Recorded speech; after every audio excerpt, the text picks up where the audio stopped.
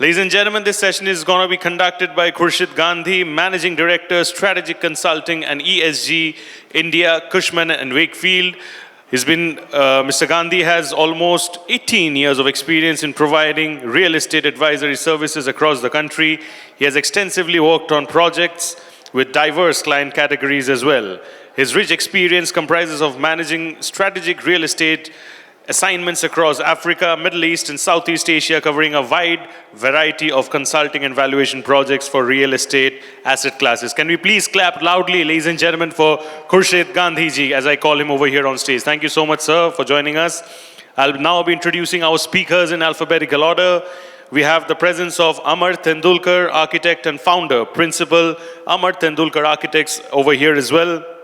With over 25 years of experience, Amar Tendulkar has been instrumental in delivering various luxury, super tall, economical, mass housing, commercial, retail, industrial, and integrated township projects pan-India and overseas as well. His firm's projects range from premium hospitality to SRA mega projects to some very unique religious heritage ones as well. The esteemed clients range from top of the corporate houses like Adani to the most respectable developers such as Central Park, Siddha, Sejal, and very respectable trusts, institutes like the GSB Trust as well. Give a huge round of applause, ladies and gentlemen, for Mr. Amar Tendulkar as he arrives over here next. We also have Dr. Amit Chaudhari, Associate Director, Head MEP and Infrastructure, KPM Design Services Private Limited over here as well. A huge shout out for him as well, please, ladies and gentlemen. Can I please request all of you to clap and acknowledge his presence. Dr. Amit Chaudhari, with his immense passion for water conservation and sustainability, drives design programs on mission-critical sustainable projects. His experience with WSP, FLAC and plus codes, Lodha, Tata projects includes infrastructure planning for large land parcels, feasibility studies and analysis, situation and erosion control plans, stormwater management, detailed designs of water distribution systems, wastewater collection systems, and pumping stations as well. He has designed the tallest building and largest infrastructure township in the country as well. A huge round of applause once again for him, please, ladies and gentlemen. We also have Komal, Datta, Divisional Director, Benoy. Komal has over 16 years of international architectural experience spanning a breadth of projects ranging from large-scale, mixed-use and retail design in Europe and India, multi-speciality hospitals in USA, to urban design and regeneration schemes in the country as well. She was also a member of the World Bank Institute's Joint Design Workshop with MIT Design Studio and City Corporation of Thimphu to develop urban growth alternatives for the Thimphu urban area in Bhutan. A huge round of applause, ladies and gentlemen, for Ms. Komal as well. We also have Nishant Gupta, Senior Associate Architect, Architect Hafeez, Contractor over here with us as well. He's the youngest Senior Associate Architect at Architect Hafeez Contractor, which is one of the largest architectural studios in Asia. Nishant has successfully completed MIRAT projects including Lodha Amara, Siemens South Asia Headquarters, projects DLF Capital Greens and Kings Court, New Delhi, Godrej Hillside, Pune, master planning of 1800 acres, Amaravati GCC, and master planning of 48 square kilometers, Blue Dream City, China, amongst others. Ladies and gentlemen, please clap and acknowledge the presence of Nishant Gupta as well. We also have Pankaj Dharkar, Founder, President Pankaj Dharkar and Associates with us over here as well. Pankaj Dharkar, MEP and Green Building Consultant, and ASHRAE and IGBC Fellow, is also the current National Chair, FSAI Suraksha Index, first global index to rate safety and security of buildings, which will help in proper fire audits.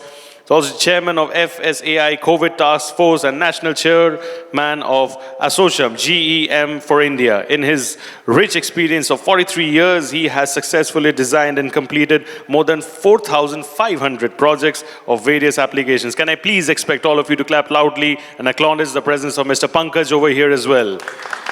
Thank you so much. A fascinating panel full of insightful discussions all set to unfold. Over to you, sir. Thank you. Good evening, everyone. Thanks for being here. Thank you, panel. Appreciate the time you guys are taking to come here on this lovely wet day. This is actually my favorite season, and from a sustainability perspective, it's also lovely. Right? So let me kick this off. And since we're talking about the intersection between sustainability and innovation, Pankaj, if I may start with you, since you've done more than most of us have lived in the industry, it would be great if you could give us your thoughts on on the topic, obviously, but also specifically starting with how things start from a design perspective and how they actually end up in the implementation cycle, right? And the multiple points of intersection, if you will, with sustainability. If you can lead us off with that big topic. It's a very complex subject. First of all, let me congratulate Reality Plus and thank you for inviting us. And thank you, my moderator. I think you have changed my question, by the way. So, anyway, I think I have my stalwart architect friends, and any such project has to start from the drawing board, and unless our basic conceptualization and all passive measures are taken, we cannot have a sustainable building. So basically, beginning is always is going to happen with a architectural innovations. Currently, we are not even talking about a green building. We have all started talking about going towards net zero building, and we are also talking about decarbonization, and that is all possible if all buildings are going beyond, say, platinum certified projects, because I have Gurmeet here who is heading IGBC, so I should be talking his language.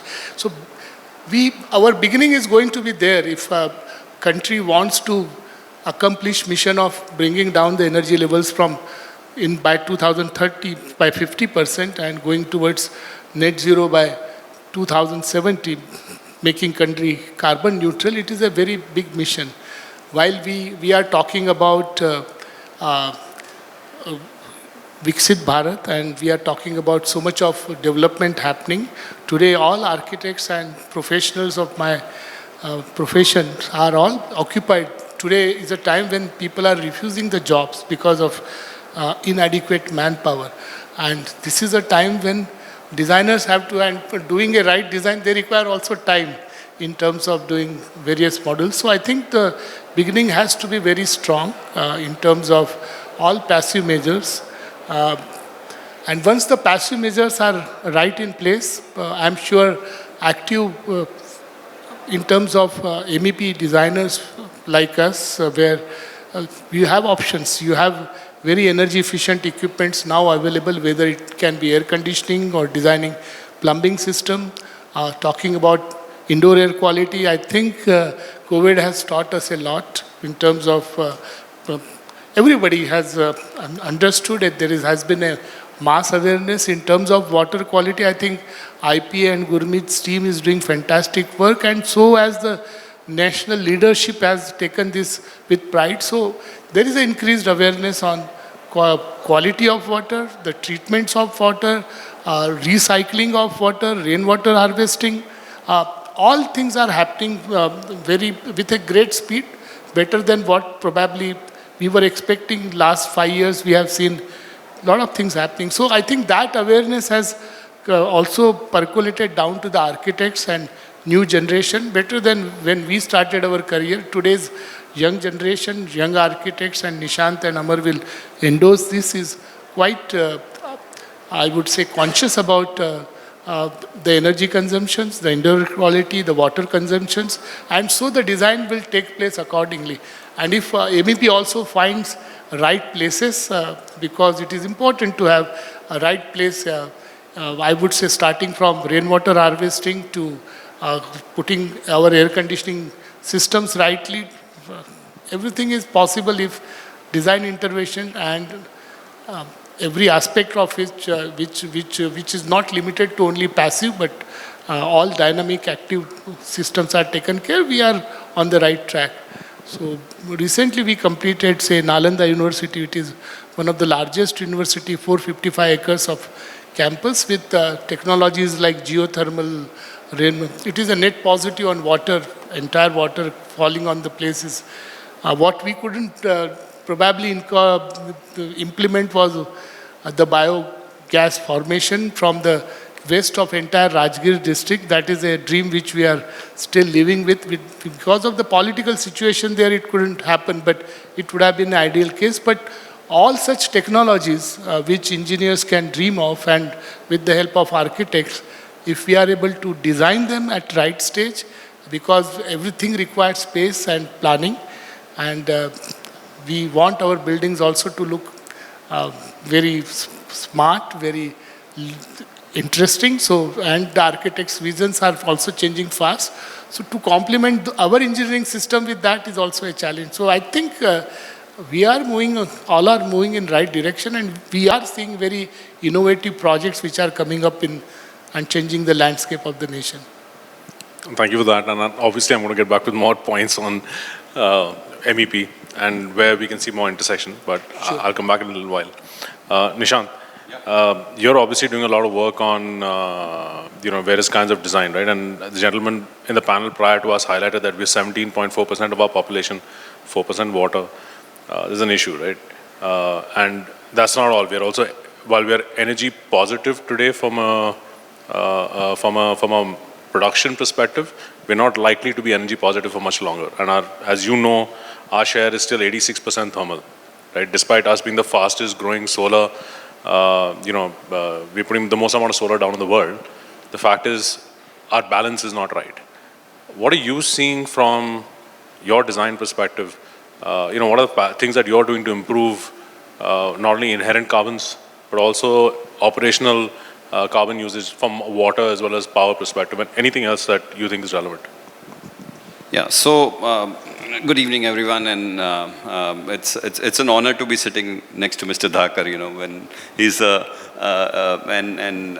likewise, I mean, we've got 3 designers here and 2 greats of our collaboration. I think any project won't be possible with their intervention and them realizing, our vision into place. So I think Mr. Pankaj said, a lot starts with the design, and I think before design, I mean, I'll circumvent and come to the question you're asking, because otherwise it's very boring, right? So it is actually, a lot starts not even with design, it all starts with the selection of a site, so to say, what is really sustainable, because sustainability is different for this part of the world where we are in, and sustainability is a lot different in the more developed part of the world. Sustainability more in this part of the world hinges on the 2 pillars of economics and social, while it is hugely tilted on environmental point of view for the developed countries. So what we are really trying to say that, okay, it is going to be a sustainable building is definitely not sustainable for the larger development that we are doing in the economic sense. So that's where the gap lies. What is happening is 60 to 70% of the built environment around us is housing. And that 60 to 70% housing, what we are talking about, is, and 75% of it is not built today. That is something that we need to build a Chicago every year till, we sort of meet these, goals. So now coming back to from selection of site, what is the site? Are we doing it on a contoured site? Are we doing with with black cotton soil? So there are a lot of perspectives in terms of what is the approach. Then once the site is decided, then it comes down to the planning, because are we really overdoing in terms of spreading the infrastructure and then, sort of designing? Then it comes to the points of how we are designing the building, from the concept of orientations to the, basics of everything. But I think as a designer, there are a lot of things that we cannot control, because it is, site I cannot control, ultimately the budget I cannot control. But the things that I can control is through design. Through design, strong intervention is that, sort of I remove all the wastage that is going to go in the building as a designer. So if you see, in Mumbai, whatever is getting built, we have 2-meter wide staircases for the high rises, which is nowhere seen in the world. Do we not have high rises on other side of the world? So everywhere it is 1.5-meter wide staircases. So when you're doing 2 staircases, which are 2-meter wide staircases, which is 25%, you're constructing more. And that is something which is not needed. So a core which is 20% of the built, I'm coming to the housing, which I said is the bigger constitute, then I'm coming to the percentage. So we are unnecessarily overdoing things. So it can it is also consumption, right? So if I build less, still provide the same, is sustainability in first place, right? So I'm building less, I'm building these many square feet, but I'm still providing these many homes. So I think that's where, for us, sustainability starts. And what we call in our office a zero waste architecture. We like to, and then everything, you know, the usage of water, energy, everything is like a byproduct of this, is what I feel. Thanks. Komal, if I may.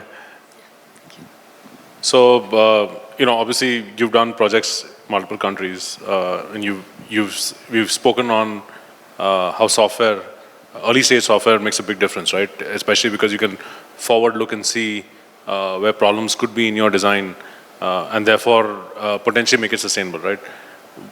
Outside of that, and you know, obviously with that background, what are you all doing to ensure that designs and thought process from different parts of the world feed into India, and vice versa? Because we've got a lot of historical lessons here as well, right? You know, can you give us some idea of what you are doing there? Sure. We've got a lot of architects on the panel, and I can see we all think alike. At Benoy as well, I mean, you know, it's really the decisions that we take at the inception of a design process, we feel have a profound impact on what is the embodied carbon, what is the operational carbon, how the building is actually going to be standing the test of time in terms of net zero and so on. So those first few lines that you draw on the paper are quite crucial in really what the overall sustainability of that whole development will be. So at Benoy, we are trying to, I mean, the topic of this panel is intersection of sustainability and innovation.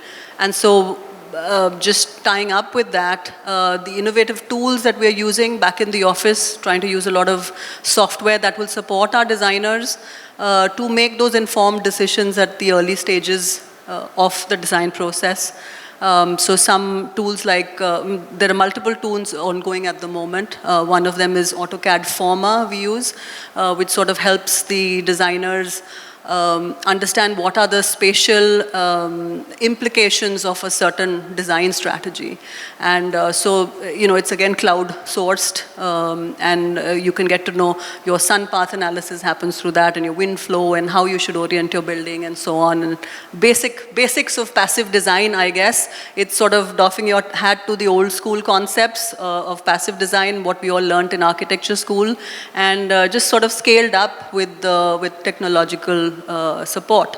We're also trying to use some sort of carbon calculators in-house. And there are various available, various parts of the world. Singapore and others have their own sort of mandated carbon calculators.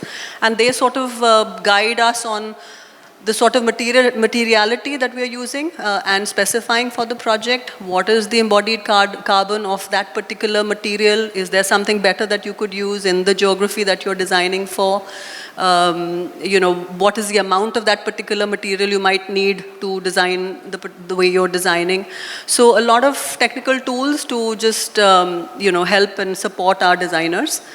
But just taking a step back, in the West and more of the maturer countries, it's adaptive reuse, actually. That's the big thing at the moment. Do we really need to, if there's a building on site, do we really need to break it down to build something new? Can we reuse part of it? You know, the structure of a building, I believe there's a stat which is like some 50 to 70% of embodied carbon is in the structure of the building itself. So if you can reuse a lot of that and repurpose, that's you know, a big way to remain sustainable in the construction process.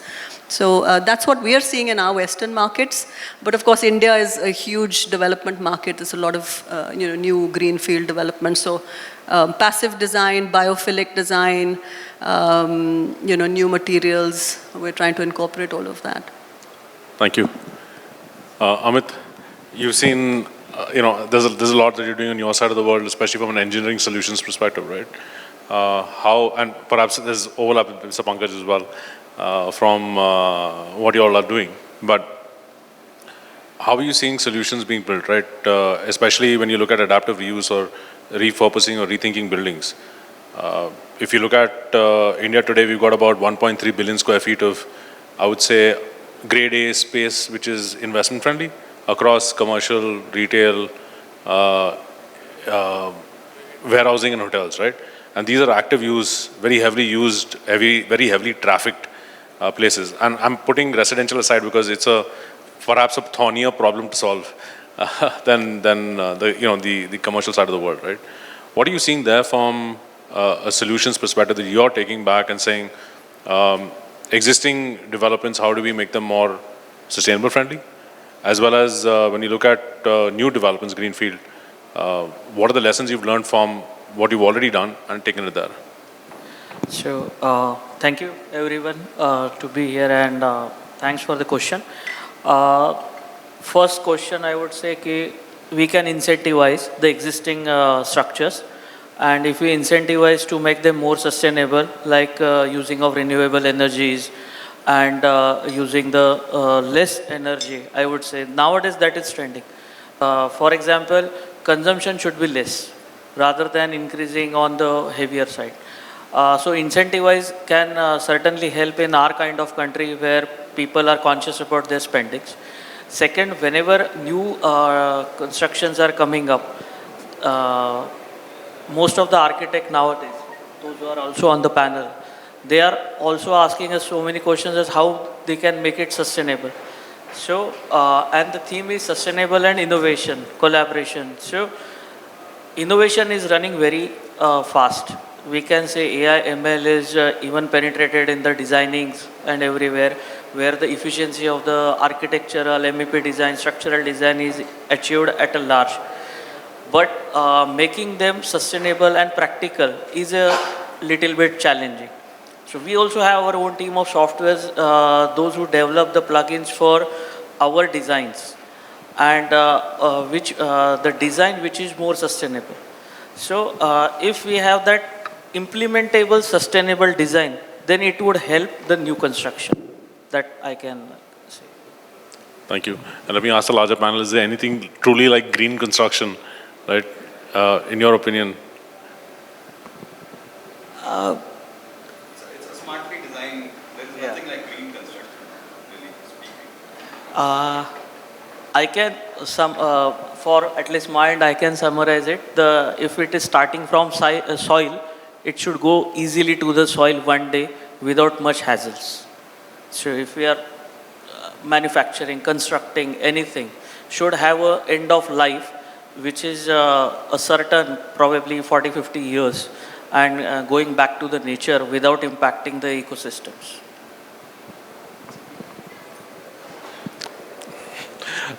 Atul, sorry, my apologies, Amar. So you've done a lot of design, obviously, and there are a lot of questions that I don't want to ask something very similar. But what are your thoughts on truly finding end-to-end sustainable architecture, right? And something for India, because our pressures are very different, right? People truly don't understand how dense we are and the infrastructure issues that we face.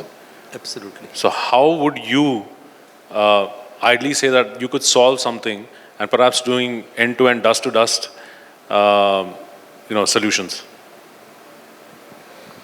Big topic. It's a very big topic, very holistic kind of a question. I think probably it will cover the answers which all of you have given.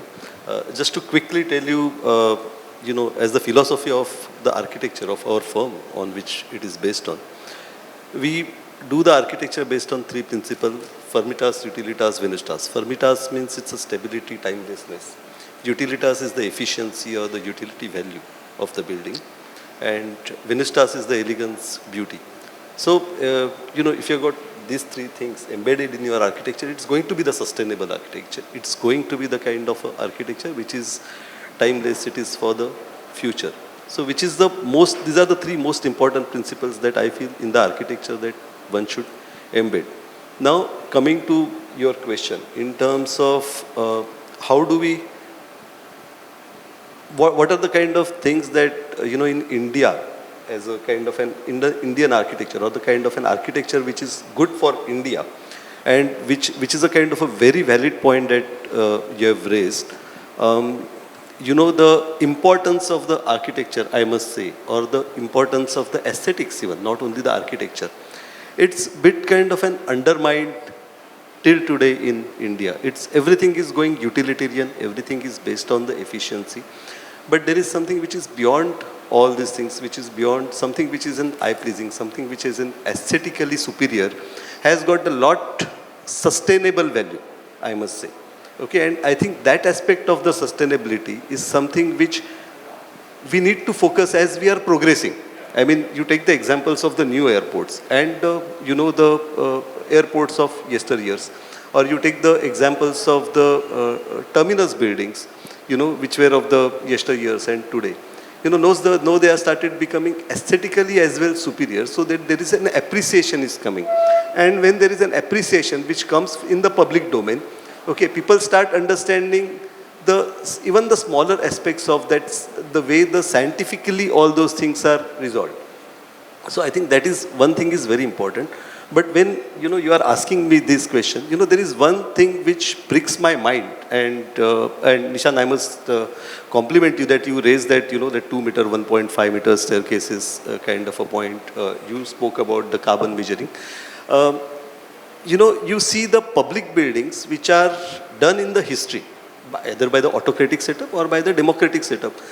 Of course, those regimes have used their knowledge of the sustainability during those times. Whether you take the Red Fort, whether you take the Raigad, there is a kind of a rainwater harvesting system. Those times have also been kind of done. Okay.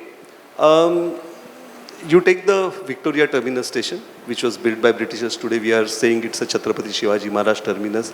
A great building, heritage building.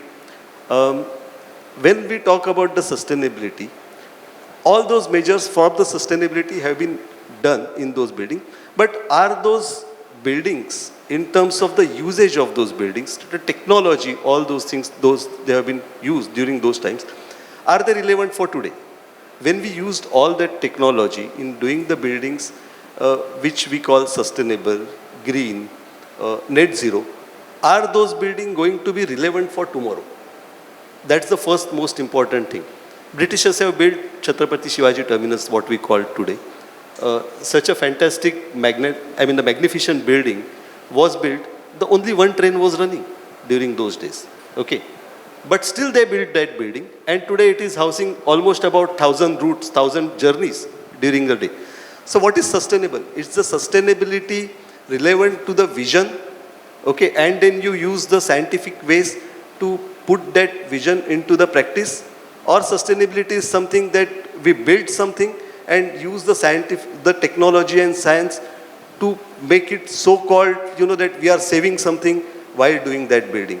I think that is something that India should, today ask and focus. That are we going towards, as in the earlier, are the villages more sustainable or the cities more sustainable? And what are the good things out of the village sustainable, what you can say, the good things out of the villages? The lorry baker's architecture. The Gandhiji told lorry baker that you need to use the resources within 5 miles to build your building. So is that more sustainable?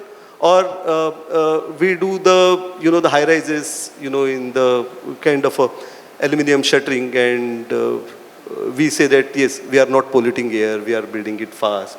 Obviously the specific content is more and we feel more hot inside, and then we use air conditioning and we say that we use the green air conditioning. What is more sustainable? I think that is the most important thing today, and the approach, nation-wide, the holistic approach is very important when we talk about, and which goes beyond technology. That's my perspective. Thank you. Pankaj, you've been involved with a number of key projects across India, GIFT City, Adani, Nalanda University you mentioned earlier. You focus on getting a lot of developments to net zero. How do you see the rest of our journey to get to net zero? And given that net zero is a moving scale, how do you see that going? So 2 questions, right? Getting us to net zero, and then as net zero scale moves, how do we continue growing? And of course, it's in continuation with Mr. Tendulkar's inputs as well. Thank you. Thank you for that question. When you started with GIFT City is the the only example in this nation as of now where we have district cooling in terms of my engineering services. We have centralized district cooling. We have centralized vacuum system where the waste is also getting processed 6 kilometers away. But if you are staying on a 22nd floor of a building in an apartment, you are throwing the waste outside your doorsteps in a bin and it is getting completely processed. So it is a unique project. And district cooling has tremendous advantages as we see the towers in Mumbai, and specifically when I work with him or Amar, and we know that currently in India and in Mumbai, when we are doing high-rise buildings, architects give us very limited spaces. They don't want my outdoor units to be seen. And it all starts because the air conditioning system requires breathing. And so the louvers are being designed in a very varieties of ways. And many projects I am seeing could have a very big risk of fire also. I'll tell you why. Because you are stacking your outdoor units one above other, and the ratings of VRVs by any manufacturers are coming at 36 degree. Say you have put a 10 HP or 8-ton machine for an apartment and it is 60 floors. You are talking about throwing hot air from one above other. And in a city like Mumbai, when we are talking about 36 degree with the wind velocity, the air is rising. And I can tell you that in Imperial Tower, which is done by your office, I have measured at 48 floor, 52 degree temperature in the outdoor unit side, while outdoor condition was 32 degree in November. Now each degree of rise is making my air conditioner any air conditioning system you take any make is consuming 5% more energy. Now you imagine when it is going 16 degree up, you are talking about 80% of energy. Means your air conditioning is consuming almost double the energy and delivering you 50% of that.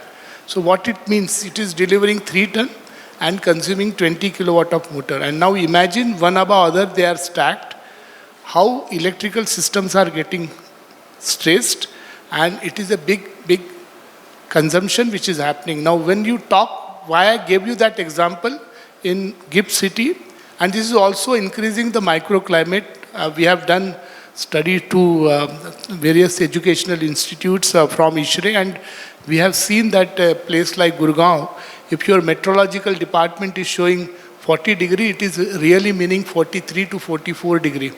Because your buildings are glazed, your cars which you are driving with the traffic jam, every car today is maintaining 20, 22 degree temperature or sometimes 18 degree because thermostats don't work. So imagine that heat is getting dissipated outside, and in term your outdoor conditions, the microclimate is going up. You take a situation in GIFT City where till today we have not permitted a single split or single air-cooled machine. It is all going to district cooling. So if you are in Ahmedabad or Gandhinagar and you come to GIFT City, you will start realizing now that it is the occupancy is going up with district cooling. Our consumption is not going to like this, what is happening on high-rises of Mumbai. And you have seen this season in Mumbai, in summer where it has gone. You go beyond Thana, we have touched 42 degree, this has never happened. So climate change is going to make a huge difference. So the way buildings are being designed with air-cooled and modular units is going to bring a lot of stress, and this building can never become net zero, because your power consumption is going up extremely high. So the basics should start with the air conditioning system because it does consume 60% of the energy. If the orientation, your madam said in terms of sun path analysis, our ECBC gives you very good guidelines. Our window wall ratios are designed, but tell me how many buildings, and he said he has limited choice because your site is selected by client for various commercial reasons, and with the road entries and all, everything is restricted. So there is a choice to a certain extent, but not, beyond the commercial benefits which he has to see for any developer builder, where he wants every square inch to be in premium spots. So we are, as a fraternity, as architect engineers, we are always in stress to create a net zero. Net zero to me can still happen with a project like Nalanda, I told you, where you have all the freedom of life because you have the space, orientation is to your choice. But for a tight or expensive place like Mumbai, and when you create a high-rise building, unless a lot of creative things are done, which has a lot of capital cost, it's still a dream and still a challenge. I just want to address one thing which he mentioned, and which is 2-meter staircase, 2.2-meter staircase. In Ahmedabad or Gujarat, DRC says 2.2 meter, by the way. So they have exceeded 10%. They feel they are making safer building than Mumbai. Gurgaon, it's even more. We talk about the density and this staircase 5 meters. So, sir, to me, I think all these are coming because of the National Building Code, and the egresses are very important, and they feel that doing 2 staircase and this is the only solution. But to me, I think unless the codes change to the performance-based designs, which is the need of our, and a lot of us are working towards that in suggesting, because 2025 code is going to come. My earnest request to all of you who are sitting here, if you have certain ideas, please pass it on to the BSc, the team which is making codes. I think there is no point in talking about it after it is done. But it has to happen in a very constructive way. This is a time when 2025 code revision meetings are happening. We have been talking about it. The whole problem is that my fire officers are not trained for understanding the performance-based simulations. We have tried in many projects because they feel they can be manipulated, so they are not accepting. For them, the comfort is going safe way, and you all know that the safety and egresses cannot be compromised. So these are the heavy cost of that. If modern tools are not accepted in high-rise where performance-based simulation becomes a reality, I think the fraternity is going to, means you can imagine that you don't have in Mumbai from Bandra to Dahisar.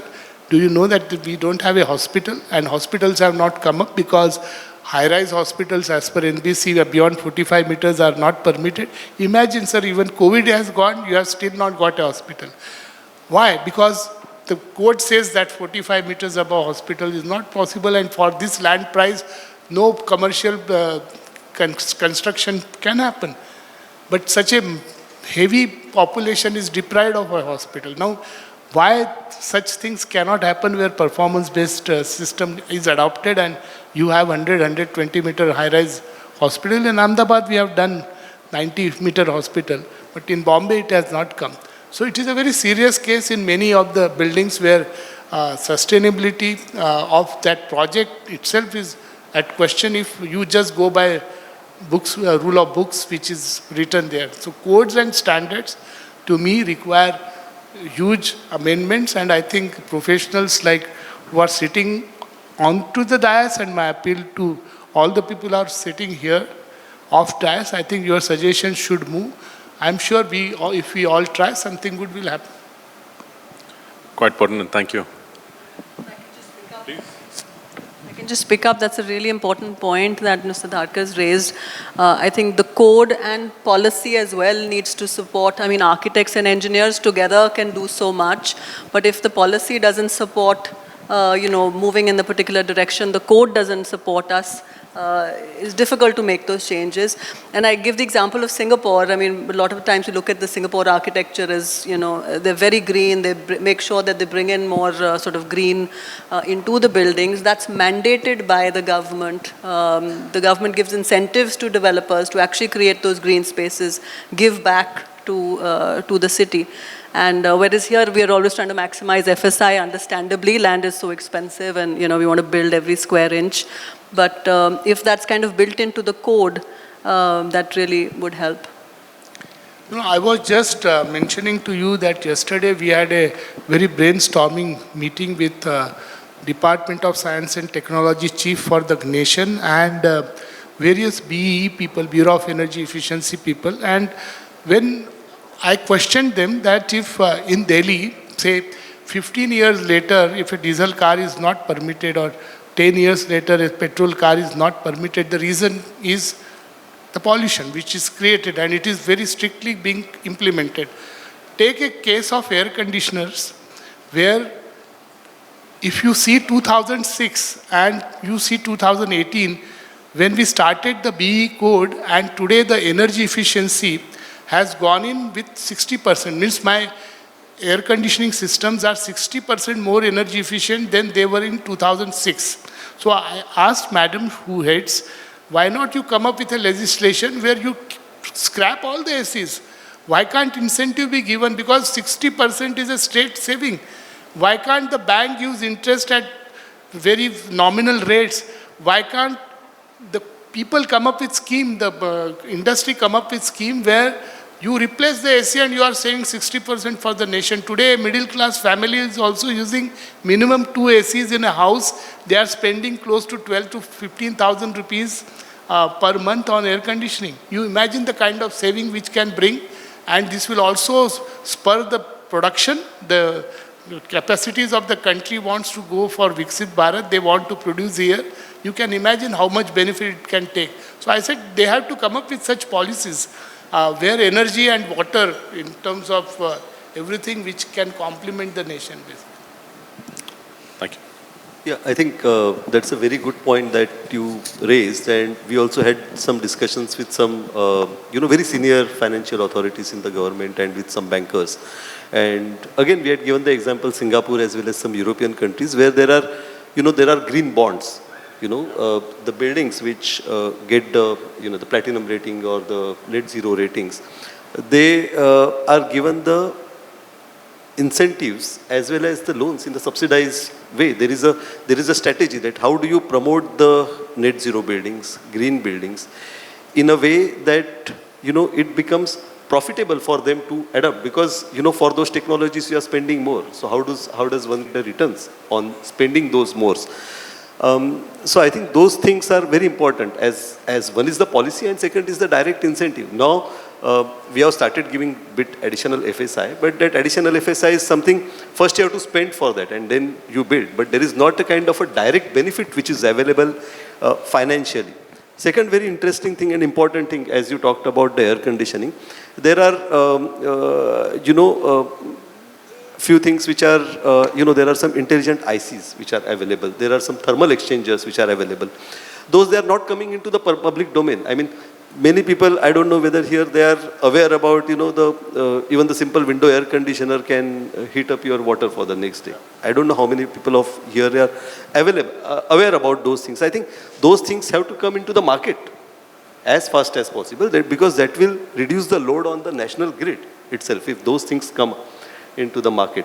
And we as the architects, if we can, and the people like you, Amit and Dharkar sir like you, why we are not putting these things in our design basis reports itself as the first place and propose.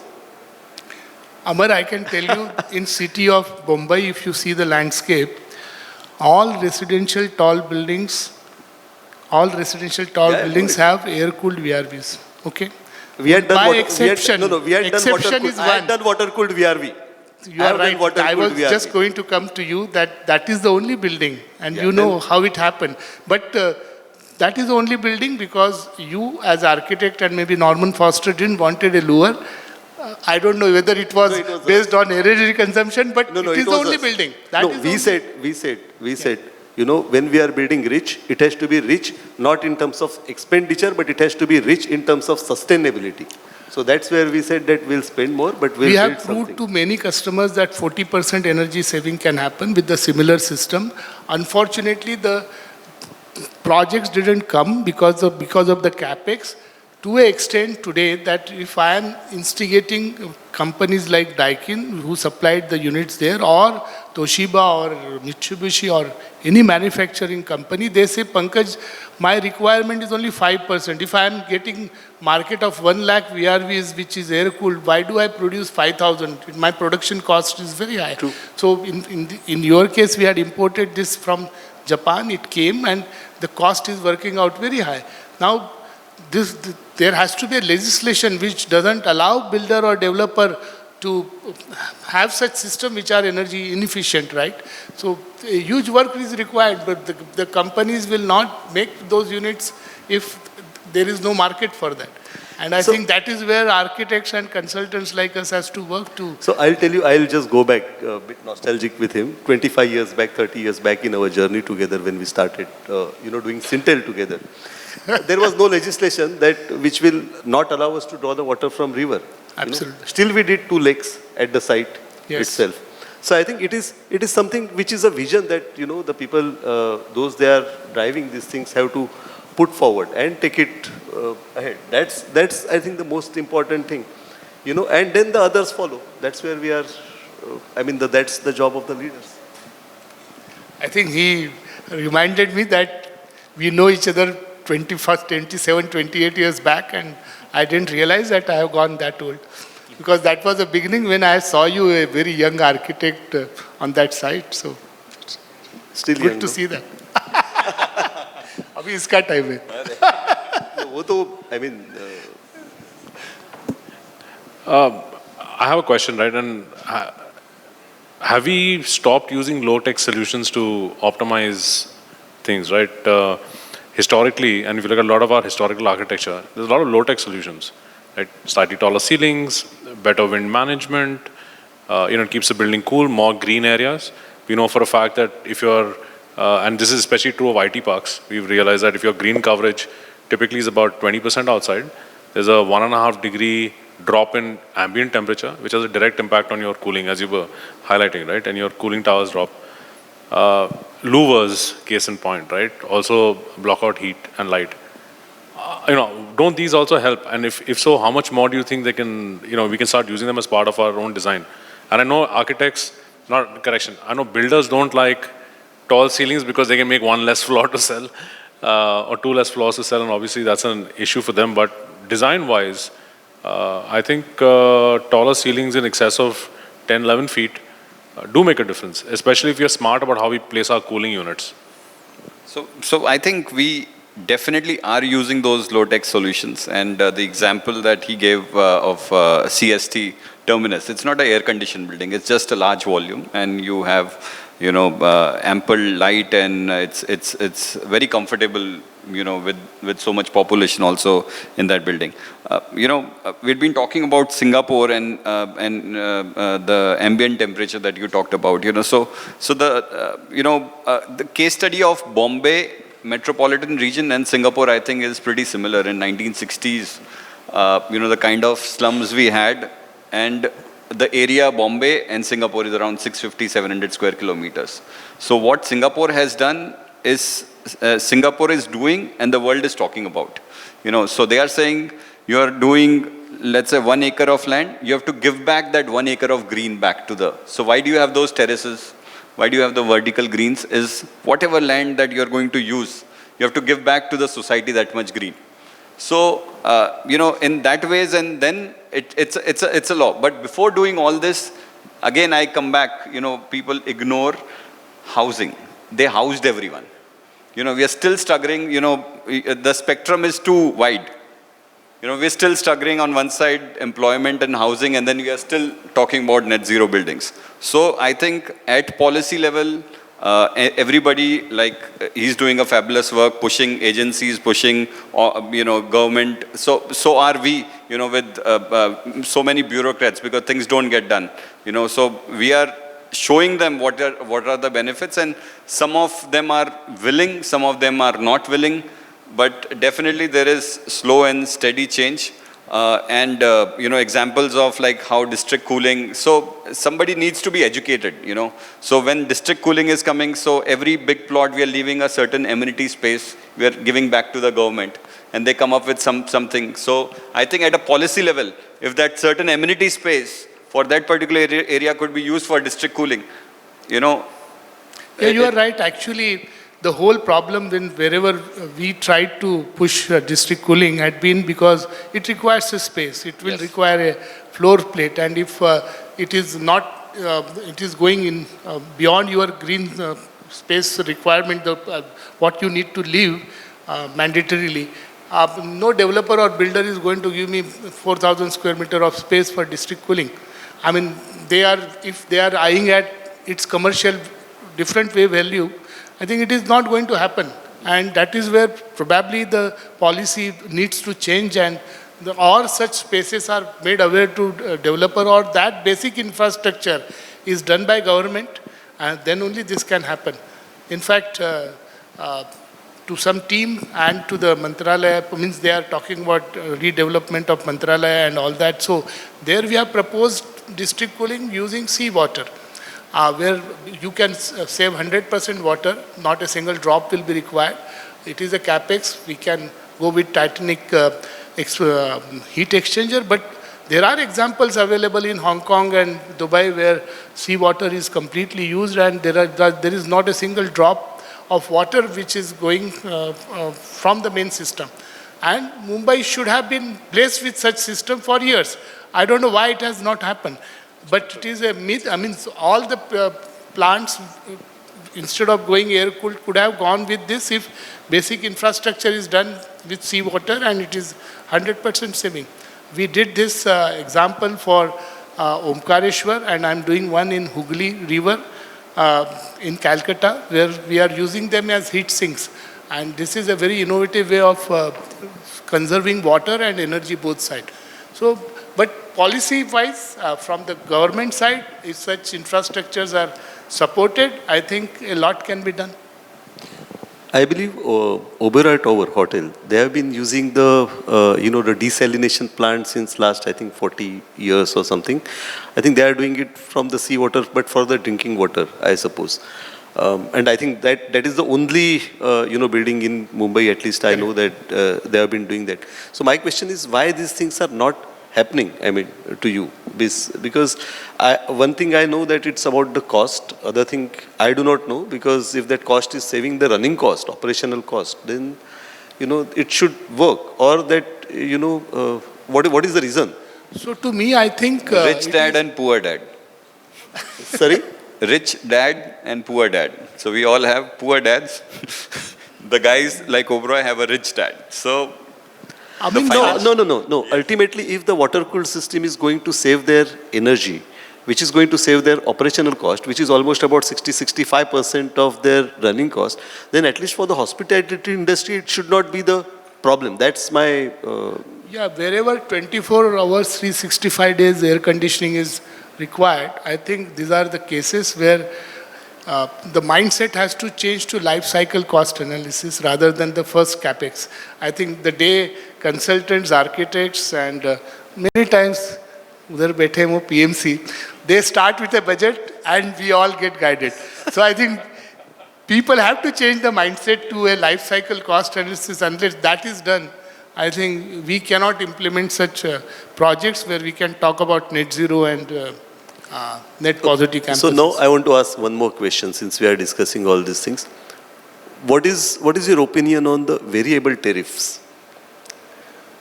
And then we do the thermal storage. So to me, I think moment you have a variable tariff, thermal storage is something which will get popularized. So, exactly. And that is a way forward. Means any district cooling which we do, like Gift City, we have a 20,000 tons of storage which has happened. I did many years back this right here in Bandra, Jindal's headquarter building, which is a platinum certified building. We have a static storage system right there.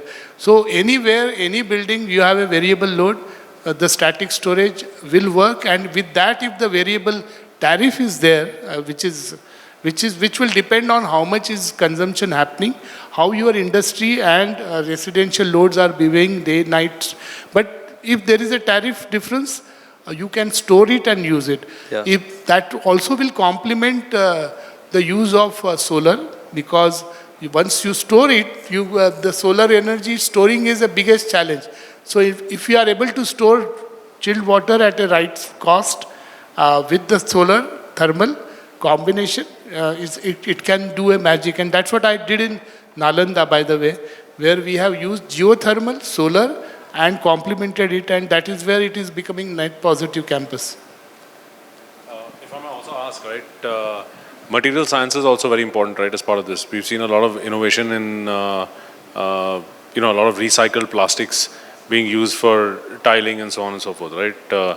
Of course, we've got to see the life cycle of that to see whether it deteriorates at the rate that they think, but for now, I definitely see that. And even from a filtration perspective, since you've been mentioning district cooling, I know rather than MERV filters that a lot of organizations tend to use, there's a lot of thought and being pushed for either seaweed-based or plankton-based, I forget exactly what it's called, filters, right? You're essentially just filtering through the water and the plankton, and it actually returns oxygen.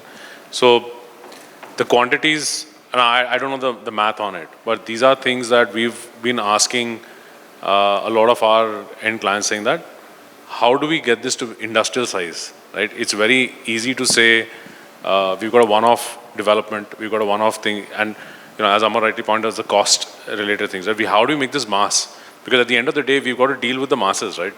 At a 1.4 billion population, we have a major problem to solve. Thoughts, Amit? Yeah.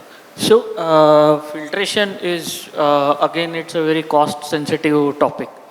The filtration after the COVID specifically has become a very detailed-oriented engineering.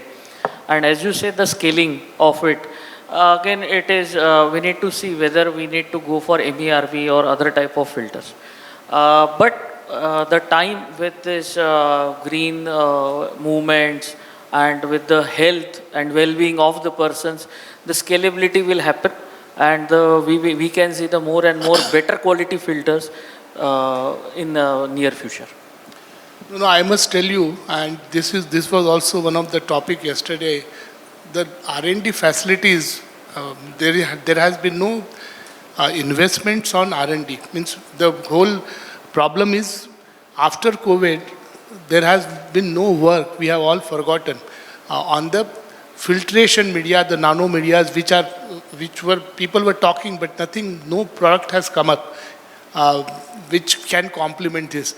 The filter has a pressure drop, which is also energy, and therefore a lot of research is required in the nation, whether it happens through educational institute, whether it happens through industry, for which money is required. But there are no research labs.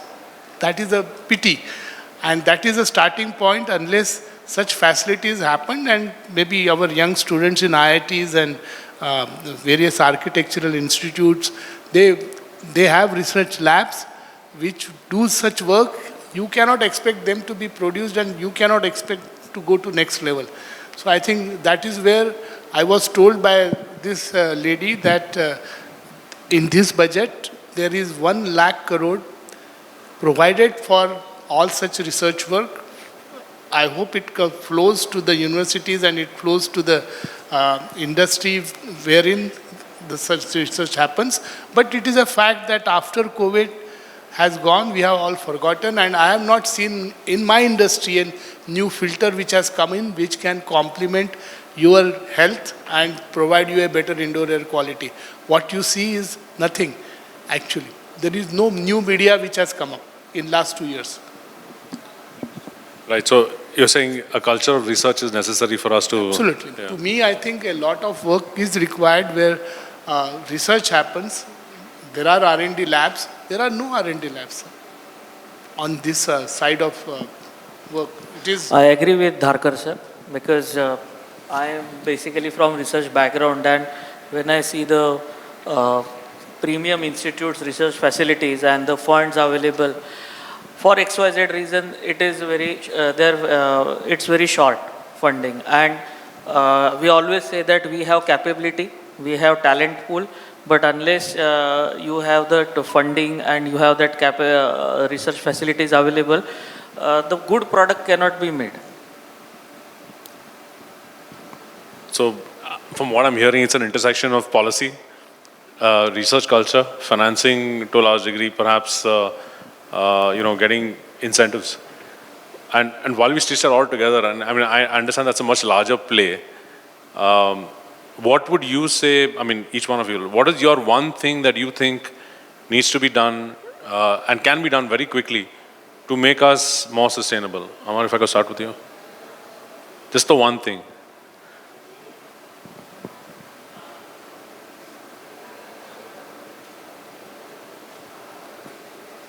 I think one very, you told me one thing, but I'll just take couple of more sentences. Sure. There is a drive which was by one of the most respectable hospitality chains. They trained their waiters to fill the glass, just half the glass with the water, and ask the guest that, do you require more water? Okay.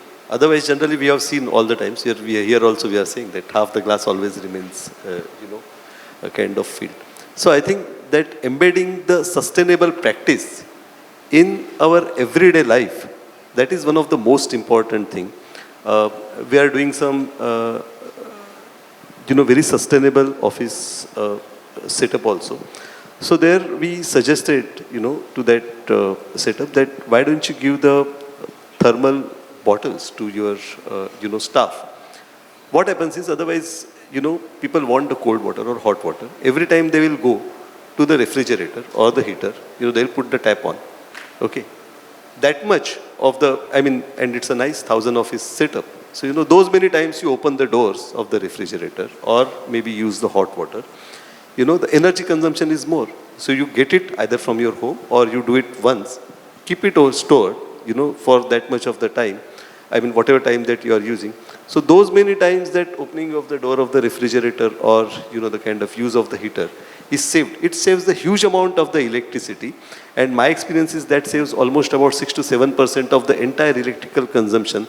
So which is, when the electrical bills of, about 5 lakhs rupees per month, you imagine what is that cost it amounts to. So these are the kind of small practices. If we start embedding in our day-to-day life, I think it will make a lot of difference to all of us. Thank you. From my perspective, we must go for the 5-star energy rating appliances and equipments so that we can contribute to saving energy to the nation. And trust me, when there are statistics published in the many journal papers, every journal paper has said that there is a huge saving, and also Dharkar sir said that if it is incentivized, the many manufacturers will come up who will make only 5-star energy efficient products. I'm going to talk big picture and small picture as well. I think at macro level, to make an impact at scale, it has to be policy-led, code and all of that together. But at the small scale, I think each one of us, what we do in our homes, how we run our practices, how green they are, how we travel to work, the day-to-day things, I think that's where we can make the quick impact. Just add, I think, incentivize and penalize. So those are the two ways this big population can run. So I think I just want to update you that in country today, if there are million air conditioners being made, there are only 15% which are in 5-star, and 3-star manufacturing is happening in 85% because of the capital cost difference. Normal person doesn't know that 5-star to 3-star difference can be repaid in 2 years or 2.5 years is a payback. But what I urged yesterday's meeting also, that you should have a reduced GST on that, so that that capital cost compensate. It is 28% on air conditioning is still being considered luxury. So I think policies is one aspect, and also to me, a huge awareness is still required in the customers. A person who is buying an apartment for the architects, if he starts demanding that I need to go to a only platinum certified building, probably that is a time when the builder will start talking about it. If he feels, I think there was a question I initiated a Suraksha Index. How safe is your building in terms of like a green building certification, how safe is to live. So it's the first time we have initiated in the world, and it is, in fact, in Bombay, we are going to certify first building in coming weeks. But what I'm trying to say is, unless client or a customer who is buying it, or an office occupant who is going to purchase, he doesn't demand it. Till that, no developer or builder is going to spend money for that capex, because it is a general awareness. So I think awareness is a key issue which, if government wants to bring down the energy level, they have to also spend. They have to bring Amitabh Bachchan to the TV screens again and again and educate. Simple thing I did, 1 degree movement, which became very popular and BE also adopted, where we are requesting people that you set your thermostats at 1 degree above and you will see the energy level saving which it can give. To me, it is a very sad thing that your AC can go to 18 degree, and there are people who are setting thermostats at 18. If your production is done or your software is made in a manner that temperature setting cannot go below 24, I think country can save so much of energy. So I think those kind of legislation have to come. Of course, there could be a concession given to people who wants to, from a medical purpose or for a particular process, you want low temperature, but there is no case that people should have 18 degree, and you can see in these hotels also where systems don't work. So I think there has to be strong penalization which should happen, and legislation should talk about it, you rightly pinpointed, and awareness of the people and buyers which has to increase. Thank you. I think that neatly wraps up, unless... Yeah.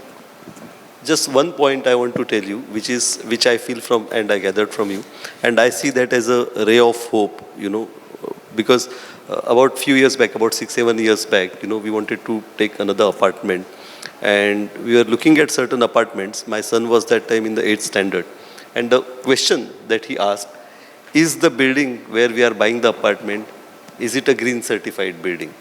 So I am saying that the environmental friendliness, sustainability is getting narrated into the next generation, and I think that's where it's going to make the impact from the buyers on the developers. So I think it's a good ray of hope that the next generation is learning and getting nurtured about the sustainability.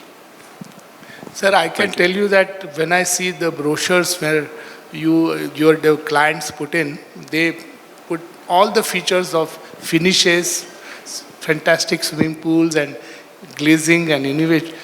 Hardly 10% brochures I see where they highlight the sustainability portion. There are customers who have started. It has started like in Gurgaon. Now there is a 0.12, you get additional FSI. If you, so while you're using, so now it's sort of picking up, like the MNCs, everybody wanted a platinum rated building. Now everybody, buyer are also getting more conscious, and I think. Yeah. I think unfortunately we are out of time. Yeah. That's most important. Perfect. Thank you so much. I think a lovely panel. If anybody's got any questions, one or two, we'd appreciate that before we hand it over back to the company. We have bandwidth for 1-2 questions. If anybody wants to ask anything, then they can ask. You may raise your hands, or otherwise you may connect offline as well. But if you have questions, please feel free to raise your hands, and we'll take that question. So I believe everybody wants to connect offline because they know they'll get detailed answers over there. Thanks so much. Thank you so much, ladies and gentlemen. Huge round of applause once again for them, please.